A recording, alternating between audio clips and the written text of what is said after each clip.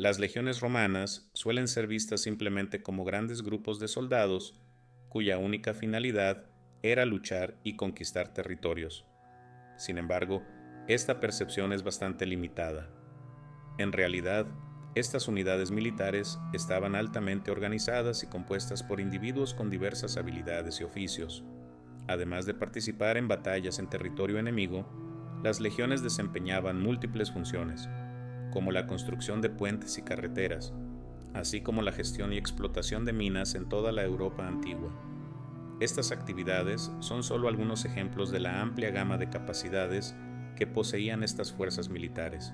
El éxito y la eficiencia de las legiones romanas se debían en gran parte a su estructura diversificada, compuesta por una amplia variedad de posiciones especializadas, cada una con sus propias tareas, responsabilidades y rangos. En este video exploraremos más a fondo estos roles y su función dentro de la jerarquía militar. Los oficiales de una legión. La estructura organizativa de las legiones romanas era extensa y compleja. Desde los centuriones hasta los legados y gobernadores, cada oficial tenía su propio equipo, compuesto por soldados reclutados dentro de las filas de la legión.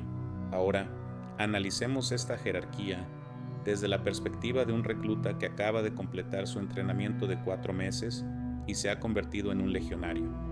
Como ya mencionamos en otro video del canal, si no sabía leer ni escribir o no tenía ninguna habilidad específica, se le asignaban tareas físicas como cavar trincheras, recolectar madera y realizar otros trabajos pesados.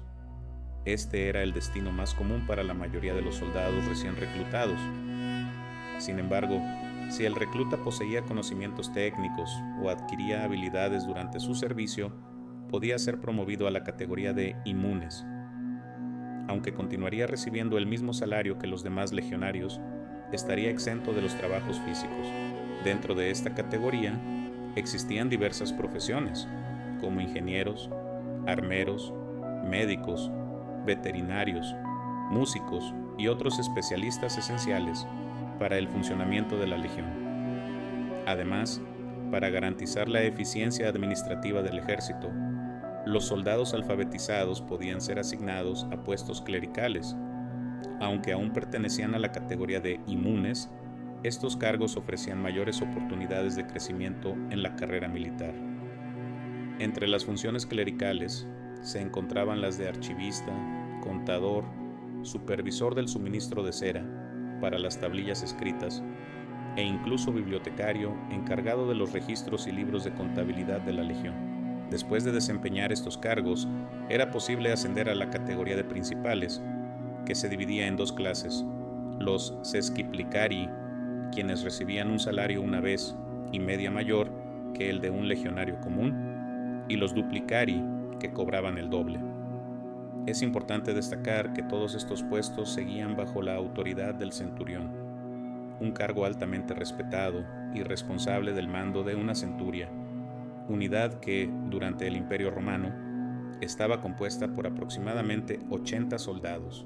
Los sesquiplicari cumplían funciones auxiliares dentro de cada centuria, ayudando al centurión a supervisar a los hombres y su equipamiento. También eran responsables de la conservación y mantenimiento de las armas y armaduras de la unidad. Otro cargo esencial era el de tesserarius, el jefe de la guardia de la centuria, encargado de garantizar la seguridad del campamento militar. Por otro lado, el signifer tenía la responsabilidad de portar el estandarte de la unidad y administrar las finanzas de los soldados, asegurando que sus pagos y ahorros estuvieran correctamente gestionados. El optio era un suboficial que actuaba como teniente del centurión y lo asistía en el mando de los legionarios. Podía ser designado por el centurión o elegido por sus compañeros. Este grupo de oficiales era el más cercano al centurión y le ayudaba a liderar a los 80 hombres bajo su autoridad. Otro puesto clave era el de los frumentari, encargados de la gestión de las rutas de suministro de grano y de las negociaciones con proveedores locales. Con el tiempo, estos oficiales evolucionaron hasta convertirse en agentes de vigilancia interna dentro del ejército. Los beneficiari eran soldados de confianza que trabajaban directamente bajo las órdenes de comandantes de alto rango, como prefectos, legados o gobernadores. Sus funciones abarcaban desde la administración y distribución de suministros hasta misiones especiales, como la preservación del orden público en regiones más distantes. El aquilifer, o portador del águila, ocupaba una posición de gran prestigio dentro de la legión. Su responsabilidad era portar el estandarte del águila romana, símbolo de la unidad militar. Este puesto era considerado de gran honor, ubicándose justo por debajo de los centuriones y por encima de los optios. Además, recibía el doble del salario de un legionario común. Los aquilífers eran fácilmente reconocibles no solo por portar el estandarte, sino también porque llevaban una piel de león sobre los hombros, atada a su casco. Los especuladores se encargaban de la vigilancia y la inteligencia militar, supervisando la captura de prisioneros y la ejecución de operaciones secretas. Mientras tanto, los commentari tenían la tarea de gestionar la correspondencia oficial y los registros administrativos de las decisiones tomadas por el alto mando y el sector judicial del gobernador. En un rango aún más alto se encontraban los corniculari, quienes formaban parte del equipo administrativo de los tribunos, legados o gobernadores, actuando como asistentes directos en la administración militar. Finalmente estaban los optio ad spem ordinis, soldados que ya ocupaban el cargo de optio, pero estaban próximos a recibir el ascenso a centurión. Los distintos cargos dentro de la jerarquía militar romana seguían una estructura estricta y bien definida. Al analizar inscripciones en lápidas, se puede observar que los legionarios rara vez ascendían rápidamente de rango. Generalmente, los centuriones eran promovidos desde las filas de los oficiales que recibían un salario doble. Un aspecto interesante a considerar es que dentro de estas categorías existía una estructura interna adicional de jerarquía, aunque hay pocas evidencias concretas sobre su organización. Sin embargo, los registros históricos confirman su existencia.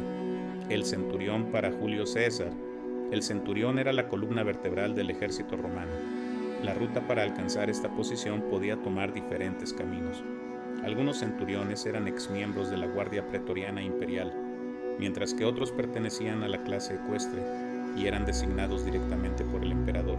En el campo de batalla, los centuriones eran fácilmente reconocibles por su armadura plateada, sus grebas metálicas y su casco adornado con una cresta transversal. Además, a diferencia de los legionarios bajo su mando, llevaban la espada en el lado izquierdo y la daga en el derecho. Durante las formaciones de combate, se ubicaban a la izquierda de la primera línea, y en los campamentos poseían alojamientos individuales con letrinas privadas. Para convertirse en centurión, era fundamental saber leer y escribir, ya que debía comprender y transmitir órdenes que siempre eran dadas en latín, aunque ocupaba un cargo de rango medio. Con frecuencia asumía responsabilidades clave, como la de instructor militar o administrador en alguna de las provincias del imperio. A lo largo de su carrera, podía servir en hasta 12 legiones durante aproximadamente 46 años de servicio.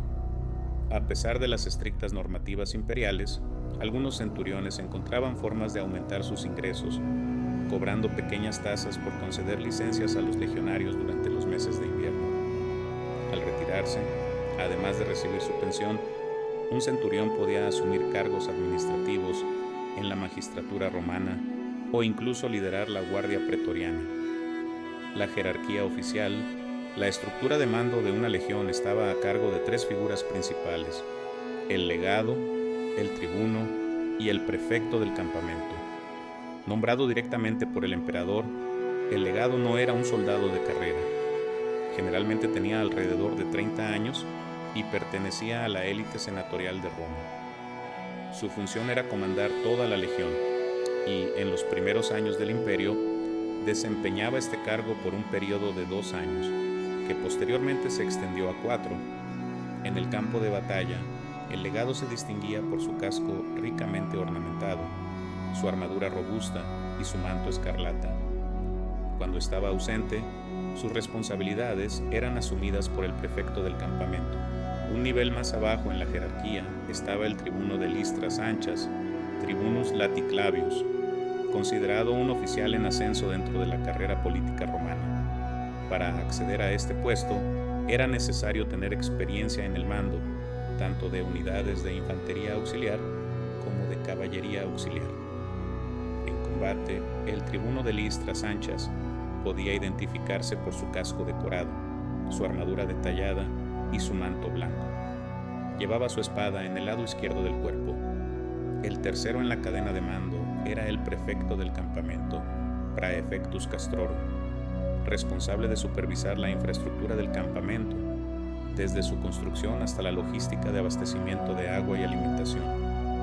En ausencia del legado, el prefecto asumía la administración de la legión y mantenía el orden dentro del ejército. Gracias a esta eficiente estructura organizativa y al liderazgo de oficiales bien entrenados, las legiones romanas se convirtieron en leyendas, sirviendo como modelo para ejércitos posteriores a lo largo de los siglos.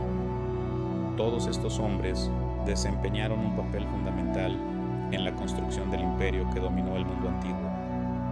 Si te gustó este video, no olvides dejar tu like y suscribirte al canal.